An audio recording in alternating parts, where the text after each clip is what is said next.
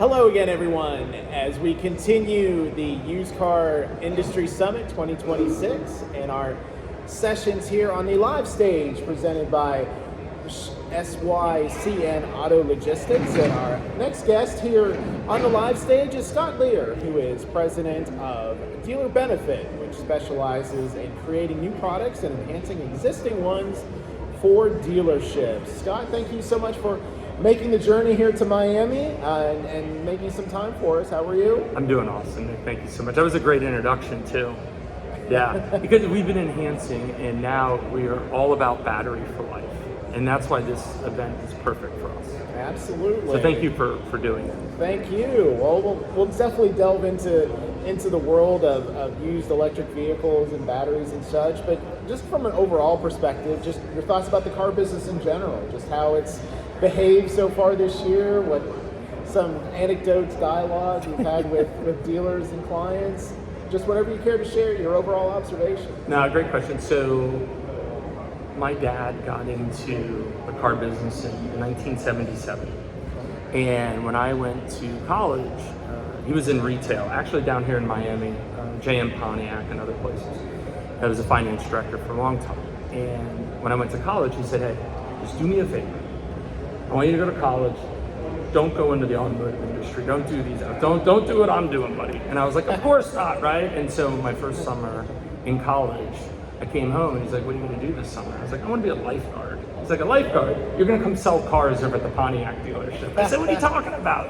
And, you know, I tell you that because I remember that summer and he's like, you know what? Here's the one thing about the car business. It will always change. It's always evolving. And, you know, whether it's the chip shortage, COVID, it doesn't matter. CDK extortion thing going on, you know, like it's always changing. And if you understand that and you're open to that, the car business is amazing. And so when people say, oh, you know, how's the month? You know, it's never as good as it should be, right? How is it? It's crazy out there, but the car business is great. And the last thing I'll say on the car business, Nick, is it's also the only industry that I know that has so many different aspects to it, right? Like you can be in marketing and do a podcast, right? And be in the car business, right? Sure. You can create an insurance product like ours and be in the car business. You can sell cars. Like there's so many different offshoots. It's an amazing industry. And I'm blessed to be in it for a few years now. Absolutely. Well, as you referenced, a major component of our event here in Miami is used electric vehicles. Several sessions focused on those particular pieces of inventory, of retail possibilities. And before we gathered here, you had some insights to share about the batteries themselves that are in used electric vehicles, and we'll definitely get to that. Wanted to start from the people side of things first. Just who might be the target for a used electric vehicle in light of how the car business is behaving? Who do you see as the potential buyers that could really benefit, enjoy, what have you, of an electric vehicle? So that's a great question. I think at the end of the day, one of the things that we're seeing, and we're in hundreds of, I think we just eclipsed 500 dealerships, which we have been in now in over 2 years, is the stereotypical demographic EV buyer, in my opinion, is different than most people think. I think that the original EV buyer was a tech bro. Think Silicon Valley, right? You have the puffer jackets, the whole thing, and they knew Elon or something, and they bought an EV. What I see now, what our customers are with Battery for Life through the dealerships is, I see someone who is looking for a dependable car for their kid to go to college, and they have, you know, a reliable vehicle, and use EVs as that. I see a customer who was able to save up cash. Maybe doesn't have the best credit, right? Saved up cash. It's like, I got $18,000. What can you put me in?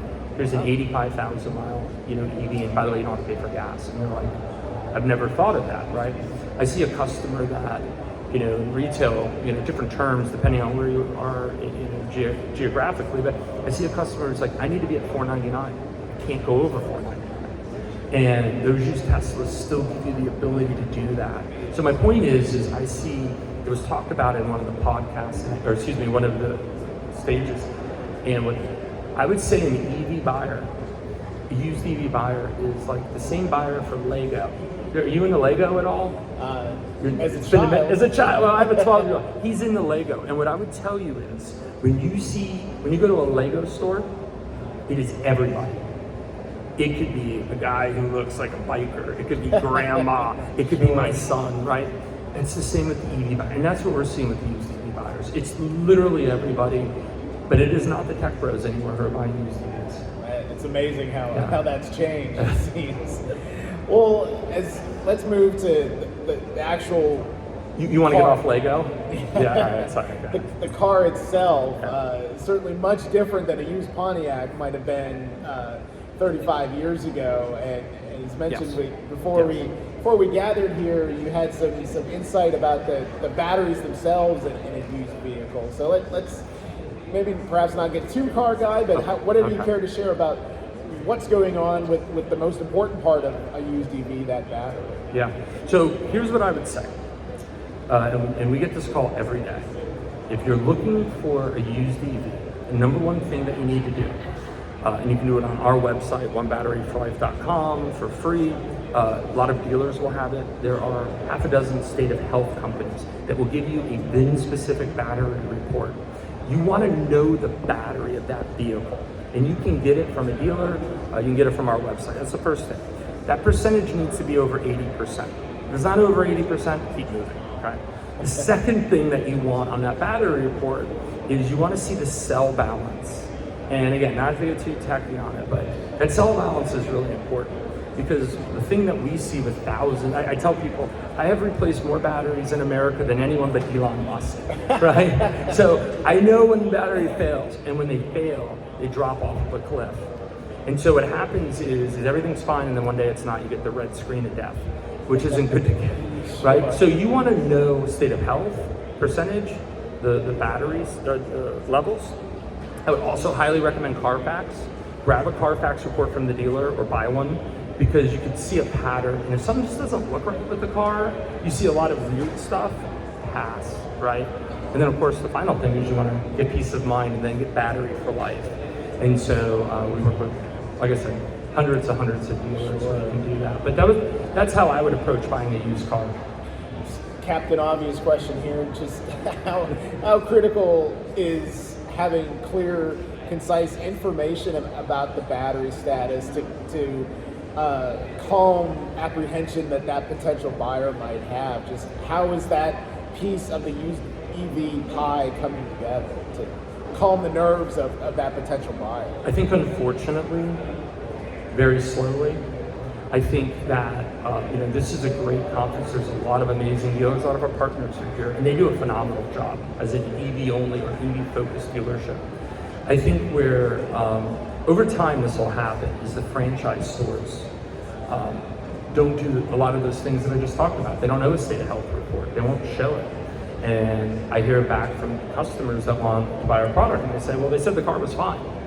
And so I think there's a huge disconnect for a huge percentage of the used EV buyers out there. Not with EV only stores, they're great, but it's with the franchise stores that they're just turning the cars.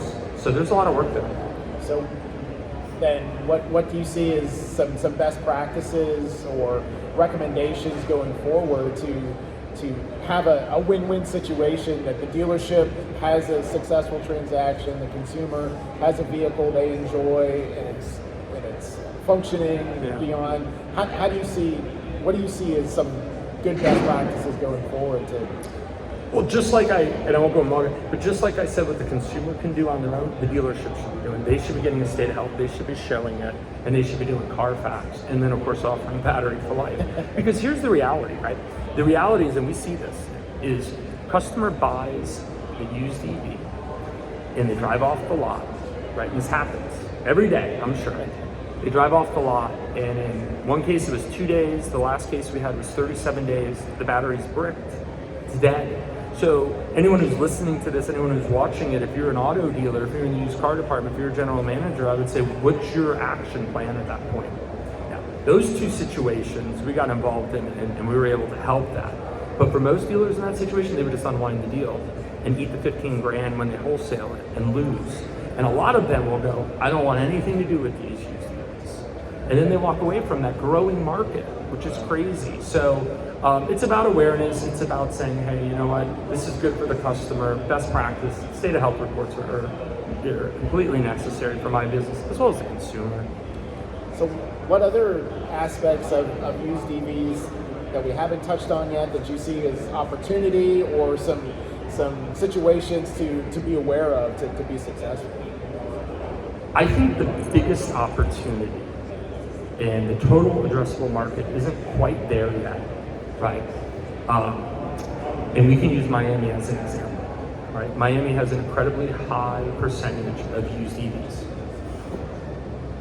A high percentage that are out of warranty. If you had a used EV in Miami and your battery died on a Tesla, get the red screen of death, what do? You'll call Tesla first, and you'll get a quote for $15,000, and it'll say 4 to 6 weeks. You know who you can't call? The local franchise dealer that may have sold you that car. Or the huge publicly held company that has all kinds of EVs and used vehicles, because they go, well, we don't touch service on it.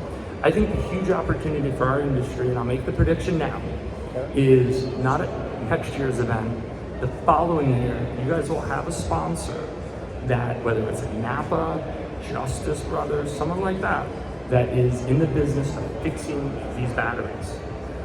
Because that market doesn't exist in retail at all. I think more franchise stores will dabble in it once they start understanding these batteries cost $12,000 to replace, and they can monetize it.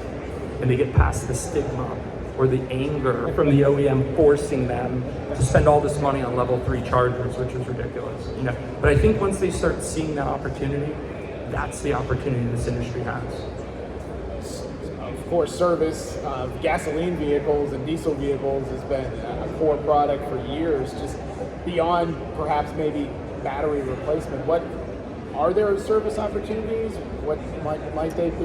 Or yeah, the problem perhaps there maybe are beyond tires. Yeah, the problem is there's not a lot of money in that, right? Compared to hey, you have all the vehicles you just mentioned, like gas vehicles and stuff. That's the first problem. It's not as much, right? What I was talking about is a catastrophe failure.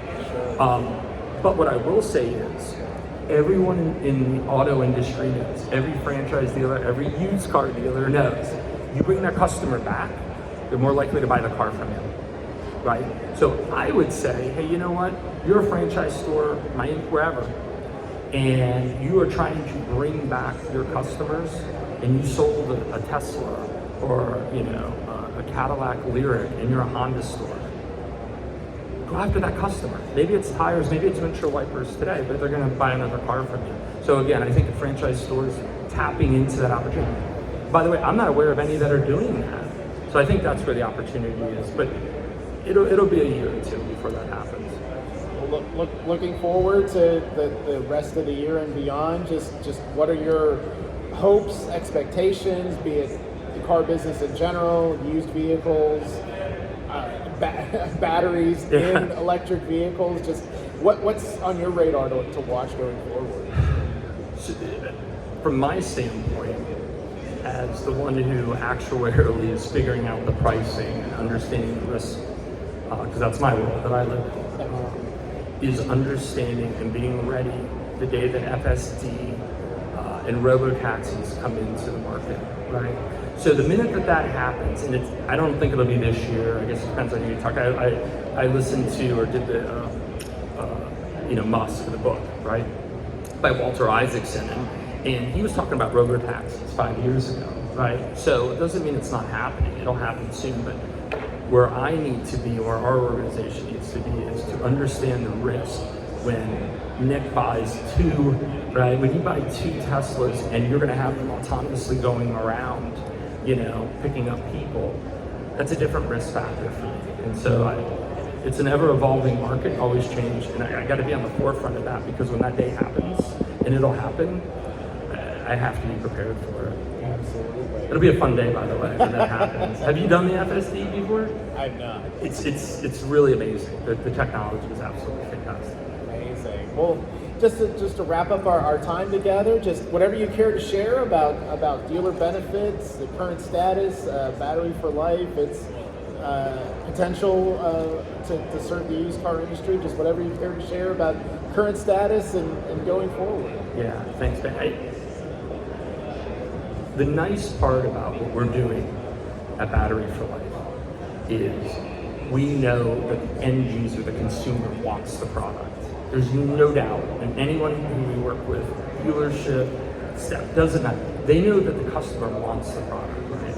And so when that's your North Star, when you know that, it's now about coming backwards to it, and that's working with distribution networks, whether that be credit unions, car dealerships, repair facilities. The opportunities are great, and so it's exciting for us because we're in an industry, as we've been talking about, always evolving, always changing, and we're still the only insurer that will do a lifetime, maybe crazy enough, that will do a lifetime battery warranty on these EVs. But we know the customer wants that peace of mind. We know the dealerships that offer it are monetizing in a new way, and it's just a great space to be in. So love events like this that we're able to meet so many partners and showcase this. So I appreciate you guys doing this. This is a really great turnout. Miami's amazing. So thank you for hosting. Well, thank you. That's Scott Lear, Dealer Benefit and Battery for Life. Thank you so much for the time. And quick bonus question: favorite Pontiac that you were involved in a retail or got behind the wheel? Oh my gosh! So the first Pontiac I sold was a Pontiac Grand Am. I think the other quick story, I remember in Virginia Beach. Remember exactly when I sold it to. But it was a Pontiac Grand Am GT, the Sunfire. I remember that one. It was $9,999, and there was only no airbags on that one. But the favorite one, but my favorite one was the Trans Am. Yeah, the white one with the blue. Yeah, there was the anniversary edition, and I just remember seeing that thing on the showroom forever. That's a nice vehicle. We don't see too many of those anymore. Thank you for dating me, by the way, too. That's a great question. Yeah, Scott Lear, thank you so much for the time. I appreciate it.